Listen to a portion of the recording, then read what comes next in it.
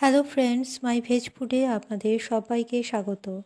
আজকের আমার রেসিপি সম্পূর্ণ নিরামিষ পটলের দোরমা।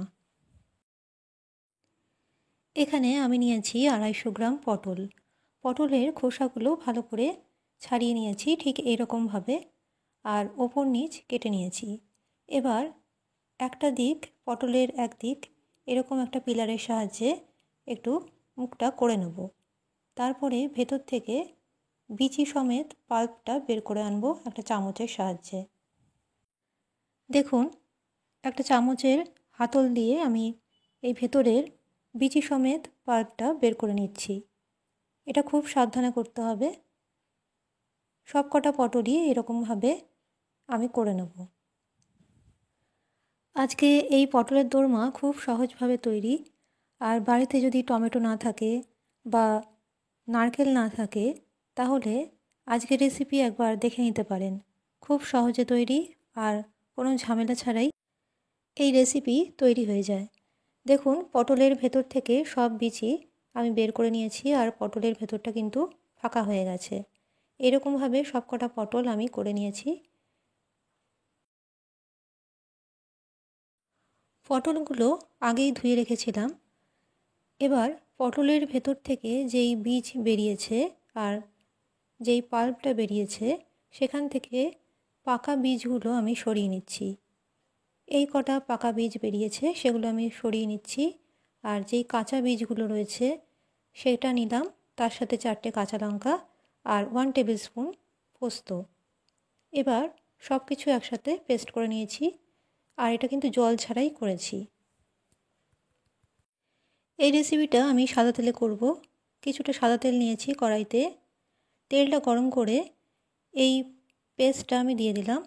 এর মধ্যে পটলের বীজ ছিল, 4টে কাঁচা লঙ্কার পরিমাণটা আপনাদের স্বাদ অনুযায়ী নেবেন। আর নিয়েছি 1 টেবিল চামচ পোস্ত। এর মধ্যে দিয়ে দিলাম সামান্য হলুদ আর সামান্য লবণ। এখানে বলতে ভুলে গেছি, এখানে আমি সামান্য হিং দিয়েছিলাম। এবার খুব ভালো করে এটা কষিয়ে নিতে হবে। তেলের সাথে ভালো করে মিক্স করে নেব, একদম শুকনো শুকনো করে নেব। এখানে সামান্য চিনি আমি দিলাম। এবার খুব ভালো করে মিক্স করে নিচ্ছি। দেখুন, খুব শুকিয়ে গেছে। এই পর্যায়ে আমি এখানে একটা উপকরণ দেব, সেটা হচ্ছে পনির। পনিরটা খুব সামান্য একটু গ্রেট করে নিয়েছিলাম। এখানে 1 টেবিল স্পুন পনির আমি দিচ্ছি। আপনারা ইচ্ছে হলে এর থেকে বেশিও দিতে পারেন। এবার একটু নেড়ে চেড়ে নেব 1 মিনিটের মতো। নেড়ে চেড়ে এবার নামিয়ে রাখবো, একটা প্লেটের মধ্যে ঠান্ডা করতে দেবো।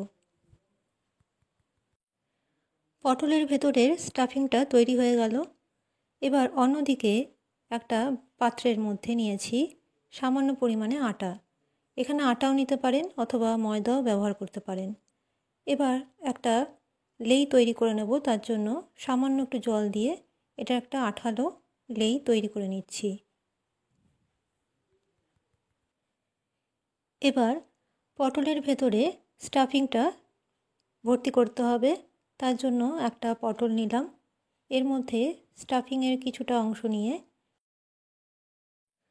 ঠিক এই রকমভাবে ঢুকিয়ে দিচ্ছি। আর পটলের মুখ অবধি কিন্তু ঢোকাবো না, মুখের থেকে কিছুটা অংশ ফাঁকা রাখতে হবে, নয়তো ভাজার সময় স্টাফিং বেরিয়ে যেতে পারে। আর মুখের কাজটা এই আটার লেই দিয়ে বন্ধ করে দেবো। এখানে বলে রাখি, আমার চ্যানেলের সব রেসিপি সম্পূর্ণ নিরামিষ। ফেসবুক পেজ মাই ভেজ ফুড আপনারা অবশ্যই ফলো করবেন। তার লিঙ্ক ডেসক্রিপশন বক্সে দেওয়া আছে, সেখান থেকে ক্লিক করে দেখে নিতে পারেন।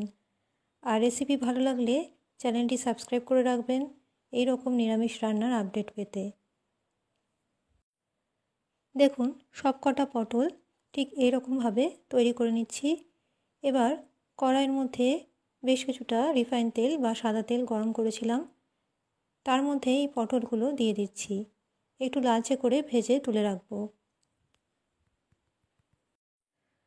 আমার আজকের রেসিপি অবশ্যই একবার বাড়িতে এইরকমভাবে ট্রাই করে দেখবেন, খেতে কিন্তু অপূর্ব স্বাদের হয়। ঠিক এইরকমভাবে পটলগুলো ভেজে তুলে রাখবো, একটু লালচে করে ভেজেছি। এবার অন্যদিকে একটা পাত্রের মধ্যে নিয়েছি কিছু মশলা। এর মধ্যে দিয়ে দিলাম হাফ চামচের মতো গরম মশলা গুঁড়ো। এরপরে দিচ্ছি হাফ চামচ জিরের গুঁড়ো। জিরের গুঁড়ো দেওয়ার পরে দিলাম কাশ্মীরি লঙ্কার গুঁড়ো হাফ চামচ। দিয়ে দিচ্ছি হলুদ গুঁড়ো হাফ চামচ, লাল লঙ্কার গুঁড়ো বা শুকনো লঙ্কার গুঁড়ো দিলাম হাফ চামচ, আর দিয়ে দিলাম স্বাদ মতো লবণ। সামান্য জল দিয়ে এটার একটা পেস্ট তৈরি করে নিলাম।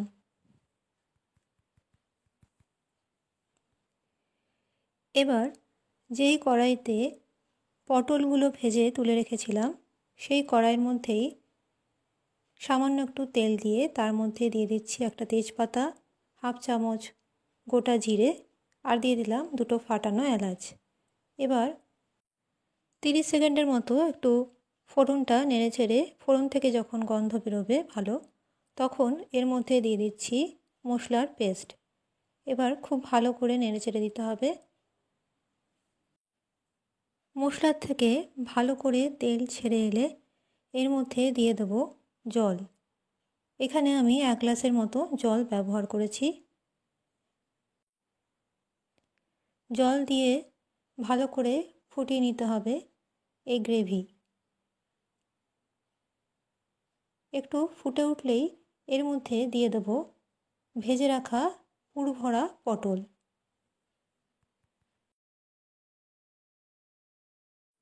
দেখুন গ্রেভি কিন্তু ভালো মতো ফুটে গেছে। এর মধ্যে দিয়ে দিলাম পুর ভরা পটলগুলো।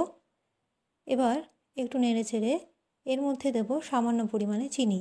চিনিটা অবশ্যই দিতে হবে, তবে আপনাদের স্বাদ অনুযায়ী চিনিটা ব্যবহার করবেন। চিনি দিয়ে একটু ভালো মতো নেড়ে চেড়ে দেব।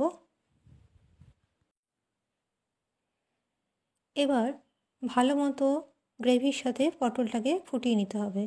এর মধ্যে থেকে তেজপাতাটা আমি সরিয়ে নিলাম। দেখুন খুব ভালো মতো গ্রেভিটাও শুকিয়ে এসেছে আর পটল একটু মাখা মাখা হয়ে এসেছে। এখন এর মধ্যে দিয়ে দেব 1 টিস্পুন ভিনিগার। ভিনিগার দিয়ে আবার একটু নেড়ে চেড়ে নেব। একটু নেড়ে চেড়ে এর মধ্যে এবার দিয়ে দেব 1 টিস্পুন ঘি। ঘিটা অবশ্যই দিতে হবে। আজকের রেসিপি ভালো লাগলে অবশ্যই একটা লাইক করবেন, শেয়ার করতে ভুলবেন না, আর কমেন্টে জানাবেন কেমন লেগেছে। বাড়িতে অবশ্যই একবার করে দেখুন। এর মধ্যে সবশেষে দিয়ে দিচ্ছি খুবই সামান্য পরিমাণে এলাচের গুঁড়ো।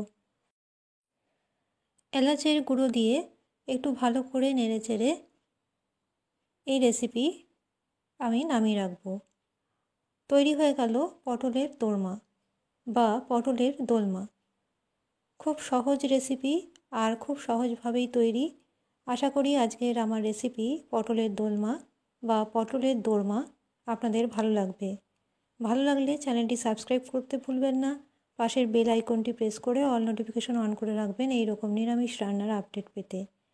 তাহলে আজকের মতো আমার রেসিপি এখানেই শেষ করলাম। ভালো থাকবেন, সুস্থ থাকবেন। নমস্কার।